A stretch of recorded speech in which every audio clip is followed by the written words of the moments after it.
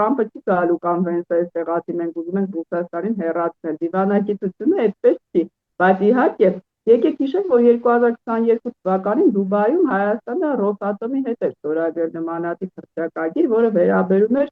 խաղաղ միջուկային ատոմային ներողություն էներգետիկայի ոլորտում համագործակցությանը, բայց դա այդպես մնաց թղթի վրա։ Ես հուսով եմ Հայաստանը եւ արդեն դե խոսում են ներդրումների մասին, ԱՄՆ-ն այս ոլորտում գործում քայլեր իրականացել, բայց ցանկացած ներդրում Հայաստանի համար հիմա շատ կարևոր է, որովհետեւ Ռուսաստանի տնտեսությունը մենք գիտենք շատ բարդ իրավիճակում է, հատկապես այս սանկցիաների ֆոնին։ Հայաստանում նոր աշխատատեղեր պիտի ստեղծեն, այստեղ շատ կարևոր է հայ-ցուցակած սահմանի բացումը, տեսնում եք դա ուշանում են այդ քայլերը, ոչ թե երրորդ երկրների անձանց համար, այլ իրոք հայ-ցուցական սահմանի լիակատար բացումը, որովհետև տնտեսական բլոկադան, եթե շարունակվի, Ռուսաստանը խրվի ռուս-ուկրաինական պատերազմում, Իրանի հանդեպ սանկցիաներ են նոր Տրամփը դրել,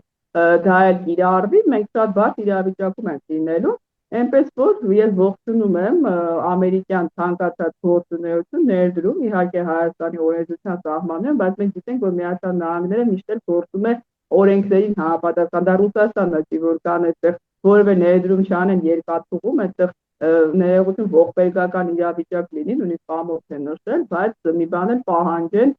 կոռուպցիոն սխեմաներ իրականացնեն։ Այս առումով թափանցիկությունը ես վստահ եմ ապահովված կլինի եւ ես ուրախ կլինեմ, որ Հայաստանում, ինչպես նշել է Ջեյ Դի Վենսը, նոր աշխատատեղեր ստեղծեն, տնտեսությունը դինամիկ զարգանա։